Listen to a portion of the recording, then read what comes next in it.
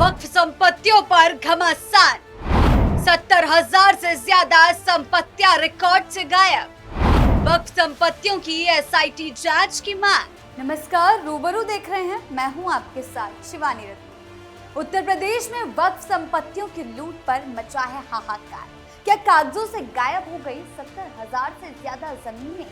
कभी मौलाना शहाबुद्दीन रजवी दावा करते हैं और अब पूर्व मंत्री मोहसिन रजा ने भी समाजवादी पार्टी के कार्यकाल पर खड़े किए हैं गंभीर सवाल। बरेली में 320 करोड़ के घोटालों के दस्तावेजों ने पोल खोली।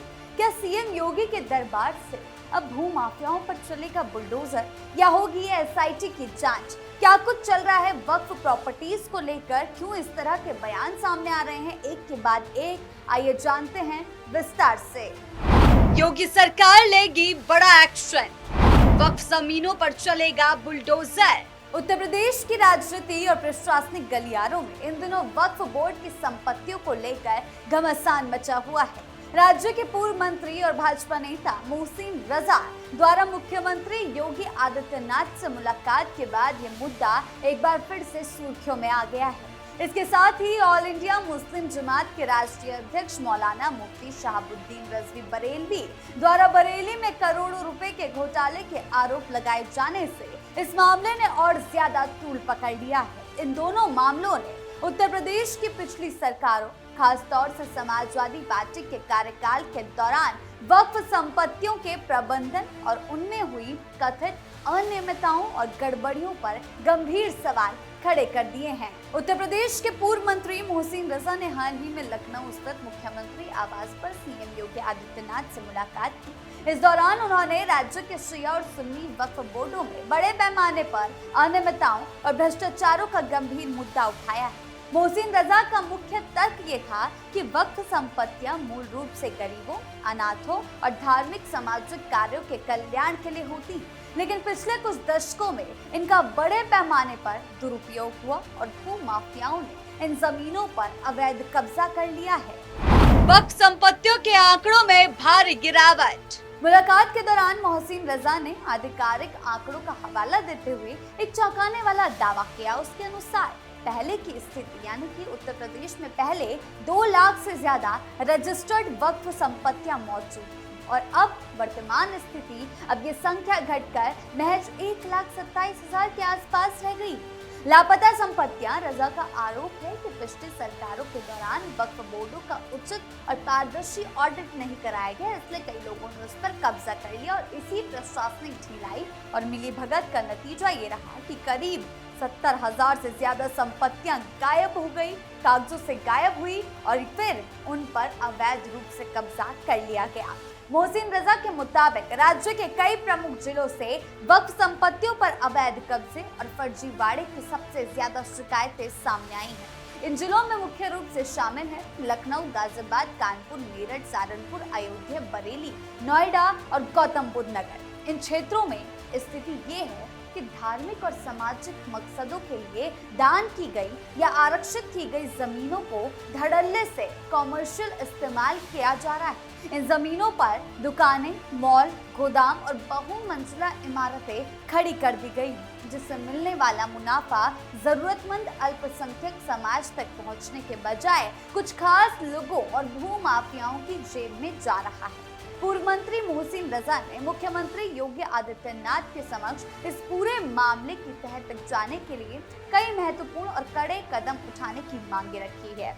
उनकी पहली मांग है एसआईटी जांच। शिया और सुन्नी दोनों वक्फ बोर्डों की संपत्तियों की जनपद वार यानी कि डिस्ट्रिक्ट वाइज विशेष जांच दल एसआईटी से निष्पक्ष जांच कराई जाए।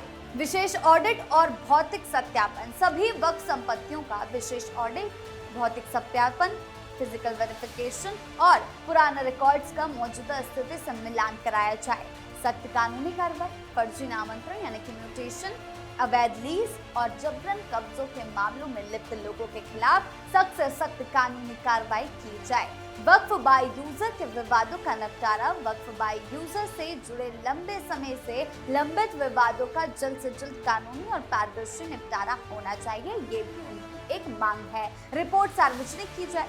दोषी व्यक्तियों, संस्थाओं, मुतवल्लियों, देखभाल करने वालों यानी कि और अन्य संबंधित लोगों के निष्पक्ष जांच कर उसकी रिपोर्ट को सार्वजनिक किया जाए। अवैध कब्जों से वक्फ संपत्तियों को मुक्त कराकर वहां जरूरतमंद लोगों के कल्याण के लिए विकास योजनाएं बनाई जाए।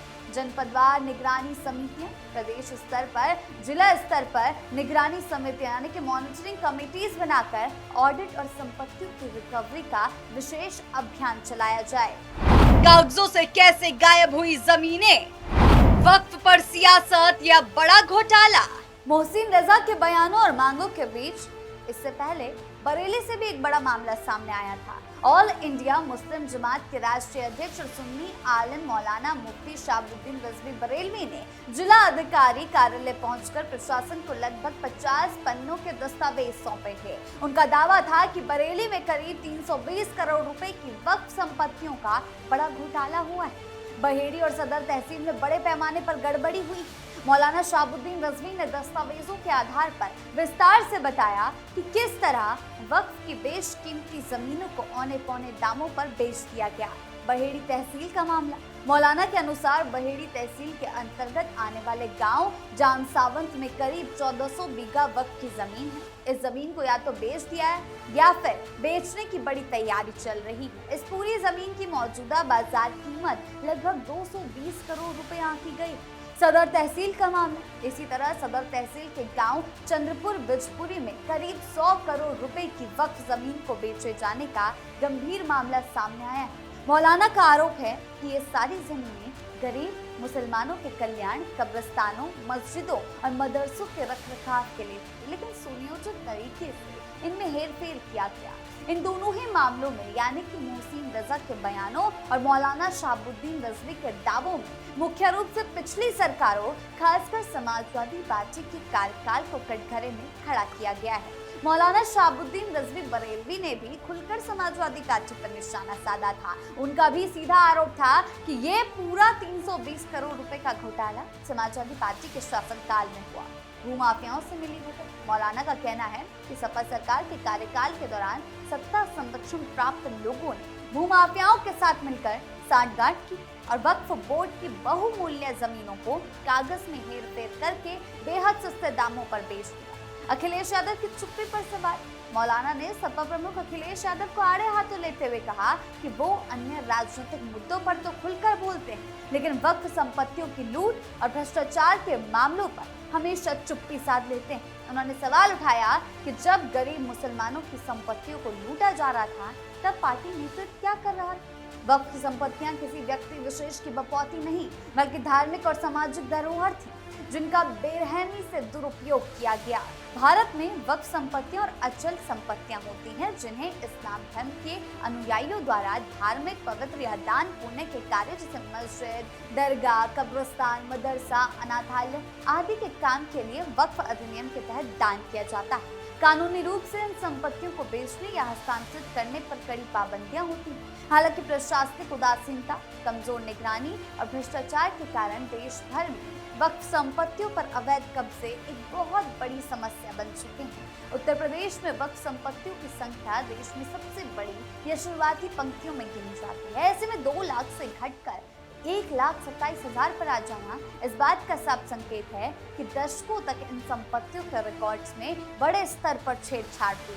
वक्फ बाय यूजर की व्यवस्था का भी कई जगह गलत फायदा उठाया गया, जहां लोग पुरानी संपत्तियों पर निजी अधिकार जताने लगे। उत्तर प्रदेश में पूर्व मंत्री मोहसिन रजा की मांग और मौलाना शहाबुद्दीन रिजवी द्वारा बरेली में सौंपे गए 50 पेज के दस्तावेजों ने वक्फ बोर्ड की कार्यप्रणाली पर गंभीर प्रश्न चिन्ह लगा दिए हैं। 70,000 से ज्यादा संपत्तियों का गायब होना और बरेली में 320 करोड़ रुपए के घोटाले के आरोप ये साबित करते हैं कि अतीत में प्रशासनिक तंत्र भू माफियाओं के बीच मजबूत गठजोड़ रहा है। अब सबकी निगाहें इस बात पर टिकी है कि मुख्यमंत्री योगी आदित्यनाथ इन मामलों में किस प्रकार का कड़ा कदम उठाते हैं। अगर सरकार इन मांगों को मानते हुए जिला स्तर पर SIT जांच विशेष ऑडिट और भौतिक सत्यापन का आदेश देती है तो आने वाले दिनों में कई बड़े नाम और चेहरे बेनकाब हो सकते हैं। साथ ही ये देखना दिलचस्प होगा कि दशकों से अवैध कब्जों का शिकार हो रही इन संपत्तियों को मुक्त कराकर सरकार किस प्रकार जरूरतमंद अल्पसंख्यकों के कल्याण के लिए उसे उपयोग में लाती है। अब सबसे बड़ा सवाल यही है कि वक्फ संपत्तियों से जुड़े इन गंभीर आरोपों की सच्चाई सामने कैसे आएगी। 70,000 से ज्यादा संपत्तियों के रिकॉर्ड में कथित कमी और बरेली में 320 करोड़ रुपए की कथित अनियमितताओं में जैसे मामलों में निष्पक्ष जांच ही ये तय कर सकती है कि गड़बड़ी कहां हुई, जिम्मेदार कौन है और सरकारी रिकॉर्ड से संपत्तियां कैसे गायब हुई। अगर सरकार वास्तव में विशेष ऑडिट, भौतिक सत्यापन और SIT जांच जैसे कदम उठाती है तो सालों से लंबित सवालों का जवाब मिल सकता है। फिलहाल निगाहें मुख्यमंत्री योगी आदित्यनाथ के अगले कदम पर है। क्या सरकार इन आरोपों की तह तक जाकर दोषियों पर कार्रवाई करेगी? अखिलेश यादव की सरकार का क्या इसमें कोई हाथ सामने आएगा या ये मामला भी सियासी आरोप प्रत्यारोप तक सीमित रहेगा?